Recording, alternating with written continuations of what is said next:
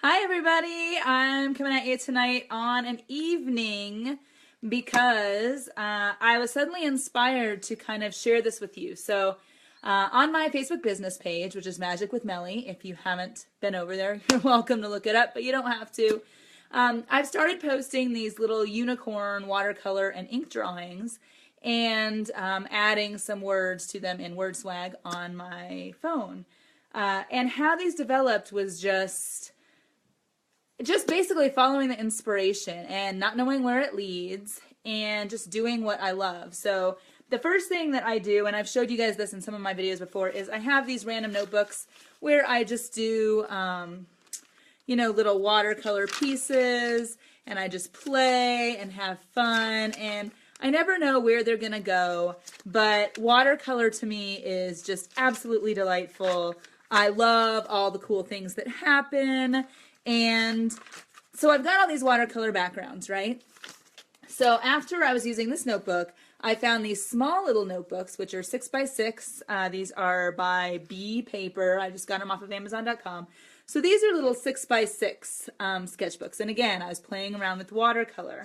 Well, then one day, not shortly after I started playing around with watercolor in these sketchbooks, I started drawing unicorns. So this is kind of my signature style of how I draw animals, my illustration style. And so I drew a unicorn, and then I painted around it on top of the watercolor. And I thought, hey, this is cool. What if I add some words to it and use them on my social media? So you can see this is just a watercolor one, but you can kind of see this unicorn came out, and then I added words to it, and this unicorn came out, and I added words to it digitally. Do I have one more in here? And sorry for the dogs barking. Anyway, the rest of these I think are just watercolor. Don't have anything added to them yet, but that's how it began, right? And then I started playing in my actual watercolor sketchbook, which is about this size, and I just started playing with backgrounds, and then I drew on top of them again. Now, this is the evolved state. So first, I just started with these little illustrations. Now, let me get back to them. These little unicorn illustrations, and added words to them like, race into your magic, step into your magic, things that are associated with magic, because I love magic and I think we all have it and we need to celebrate it more often. So they started out like this, and then tonight I was playing around with some more watercolor backgrounds on actual watercolor paper, because this is not watercolor paper. And I had the idea, well, what if I took my gold ink, which you can kind of see here, it kind of shines. What if I took my gold ink and I painted in the horn and the hooves? And then what if I took my Sharpie paint pen and I outlined the whole thing in white? So this illustration had, what did this have? Leap into Lightness, I think, was the text that I put on it for my social media little post.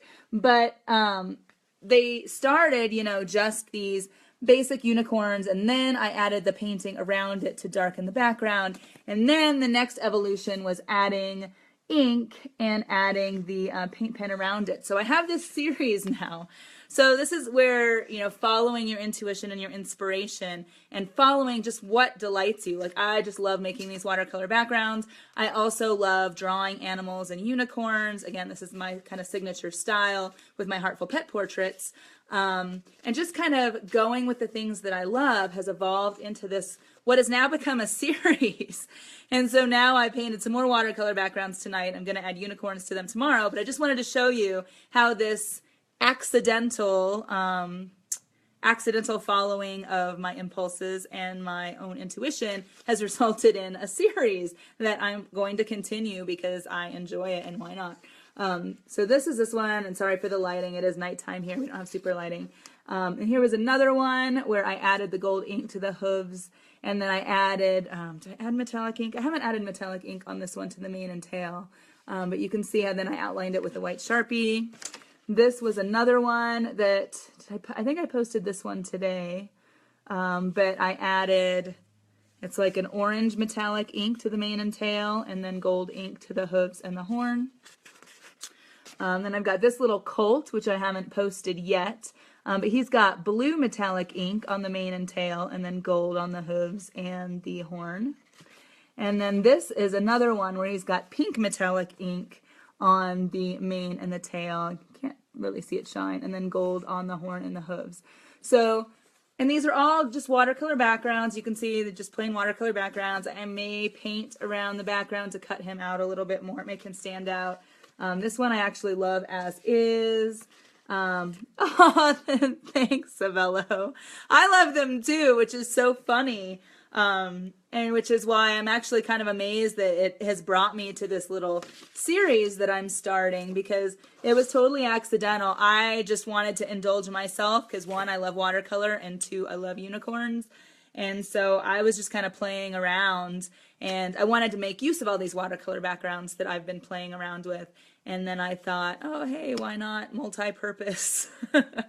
And so they've slowly evolved. And then today, adding the Sharpie paint pen was my brainchild, my latest inspiration.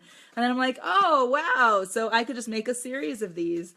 And I'm not sure what I'm going to do with them yet. I've been debating because for social media, I was putting words on them, through WordSwag on my iPhone. But I don't know if I want to add words to these originals or not yet. I haven't decided. Just because hand lettering isn't my favorite thing. I don't really like my own handwriting. And sometimes I look up, like on my favorite font foundry sites, like House Industries, absolute favorite fonts in the world.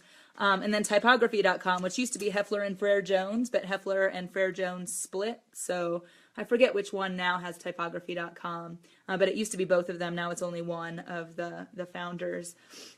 But those are two of my favorite font sites. So sometimes I'll look up and test set my copy and then just draw the letters from there. I haven't really decided what I'm doing with these, but I wanted to show you guys kind of the progression, which if anybody jumps in late, was just from, I play around with watercolor in my little notebook. Yeah, it is really time consuming. But just going from these little abstract things to,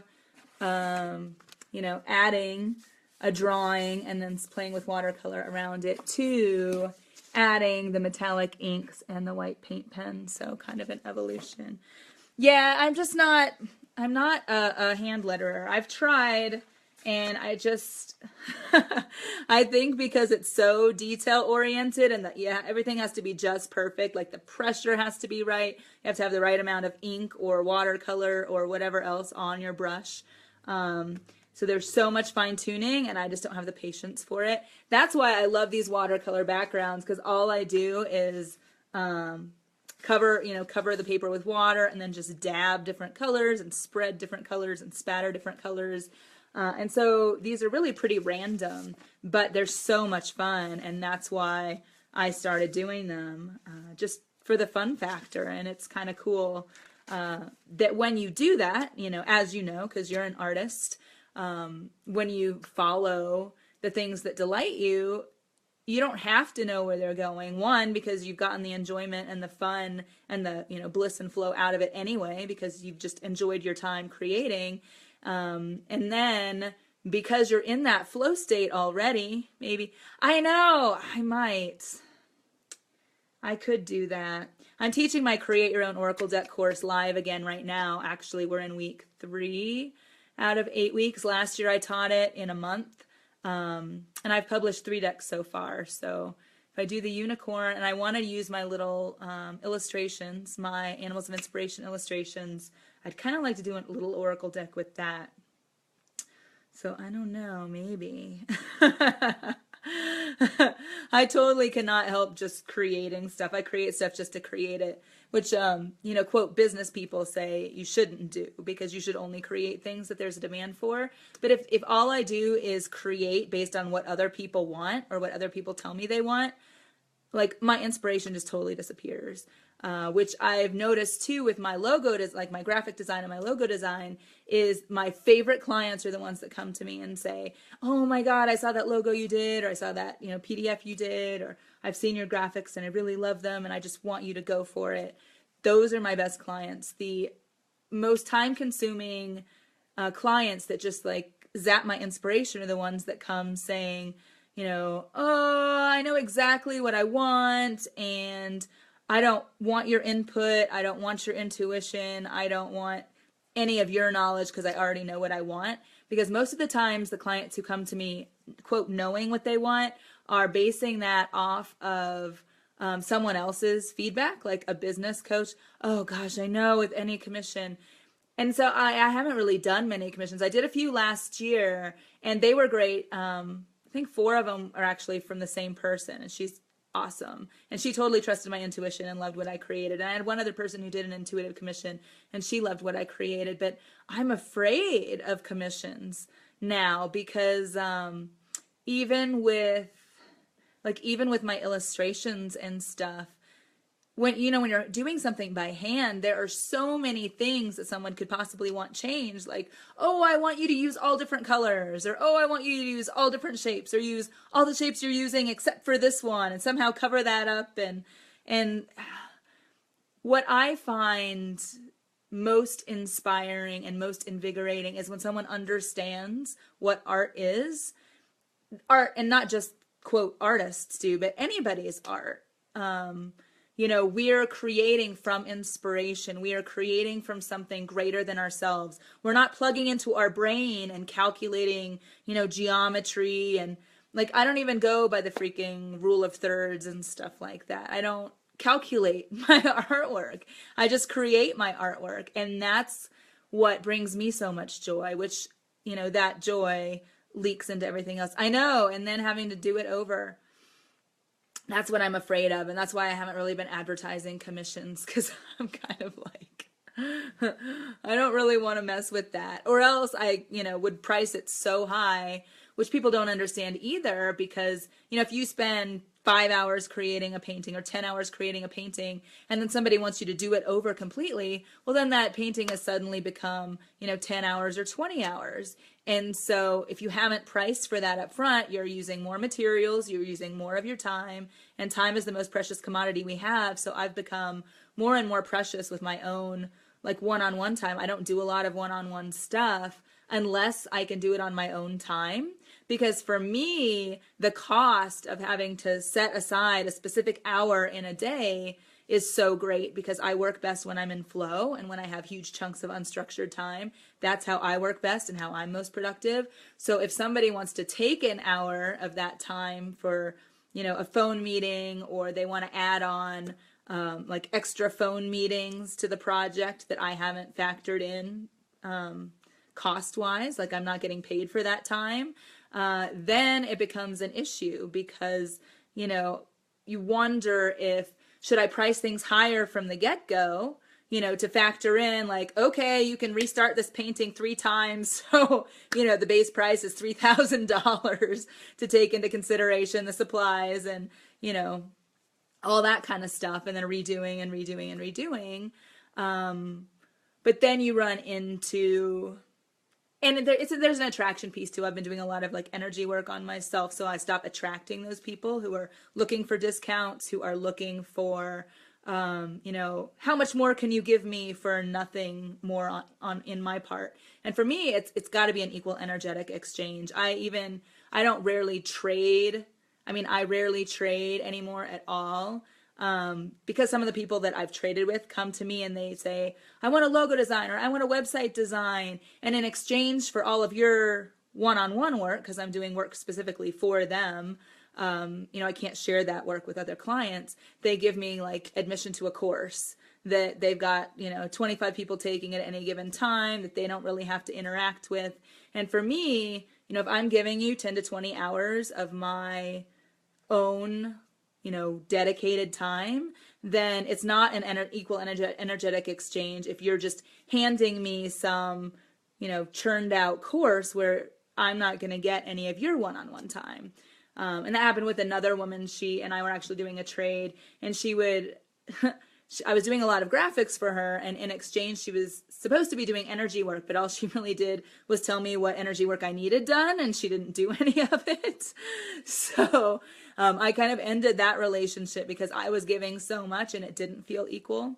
But it's a difficult thing, and I still haven't figured out pricing wise what to do, because I And I'm sure you feel the same way. You know, we want to get our work out there. We're so passionate about what we do. We love what we create. We want it to uplift other people and inspire other people and bring joy into other people's lives. And at the same time, you know, we have invested time in our craft. We've invested time in, you know, training or experience or practice. Plus, you know, when we've got the intuitive side that comes in, not everybody works that way. And so that's special. And so how do we price so that our work, so people understand the value in that respect, even though, you know, value and worth don't necessarily equate to money, but, you know, the perception, if something's priced really low, is that it's junk, you know, it's throwaway. Like, oh, I could just buy a couple of these for my kids and let them color on top of them because I only paid, you know, $25 a painting or something. Versus, you know, if something was priced like, you know, $2,000, then it would be much more respected and treated with that, I don't know, I feel like it's like an energetic reverence kind of thing, where you're treating it like it is a piece of work. I know, I do too, and I haven't figured out what to do. Like I have a painting, I have a couple smaller paintings actually, that God, they probably took me at least 10 hours a piece because I was layering and revising and new things were coming through, and you can feel the depth in the painting. But then someone's like, oh, that's a six inch by 6 inch painting. I'm only going to pay you $100 for it. And I'm like, but that took me, you know, 10 hours of my time. So you're saying that, you know, for all of my expression, my creative self-expression, and the gift that I'm giving to you for you being able to participate with that, you know, energetically as well, you're saying that that's not worth any more than someone sitting behind the counter at a gas station. And there's nothing wrong with someone sitting behind the counter at a gas station. But I'm saying when you're applying so much of your own, like when I'm sitting behind a counter or I'm being a receptionist or something like that, I'm not really invested in what I'm doing. You know, it's kind of a mindless job. So the difference between a mindless job versus something where, you know, we're putting in skill, we're putting in materials, we're putting in, you know, experience and talent and energy, it's a very different contribution. And I haven't figured out I haven't yet attracted the steady flow of people who understand that, although I do have occasional clients who understand that. And who are willing to, you know, invest and, you know, work with that. Yeah, totally. And my job actually just ended. I was doing a job for about 32 hours a week, a desk job since last October, so almost a year. And I just got laid off last week or the week before. But the whole time I was there, I mean, I wasn't invested in it. You know, I had all these skills, but they didn't really care about my skills. They just wanted me to sit behind a desk and be behind a desk. So I would just go, you know, and bring home my paycheck, but I wasn't emotionally invested. I wasn't mentally invested. It was just, you know, here, do some spreadsheet stuff, or here, send out an email, or here, update something. Excuse me. And it wasn't the same investment from me as, you know, the other stuff. Yeah, I just mindlessly do it. You know, it's just a routine. I know, it does. It does. Well, and that's why, you know, I encourage people like in this group and other groups, and it drains my energy. And then when I get home from working, I don't have, like, it's work to get that energy back up, or it's work to take that energy and put it into, you know, doing some more artwork. Even though when I get into my artwork, I'm so happy and the time just flies by. You know, when we have to get sleep and we have, you know, dogs to take care of or kids to take care of and other responsibilities, then there is, you know, a management that comes in. But I do try to do art as much as possible, whether it's just, you know, these, you know, graph paper, watercolor messes, or whether it's, you know, working on some canvases down in my room. So anyway, excuse me, I'm I'm a little bit rough in the voice, and I'm coughing and stuff. I've kind of been clearing a lot of stuff since last week, so hopefully I'll be speaking normally and communicating normally, but it's hurting my throat. So thanks for chatting with me tonight. It's good to see you on here. And oh yes, if you come through Colorado, so I live in Rifle, which is west of Glenwood Springs, which is where there's 2 awesome hot springs in Glenwood Springs.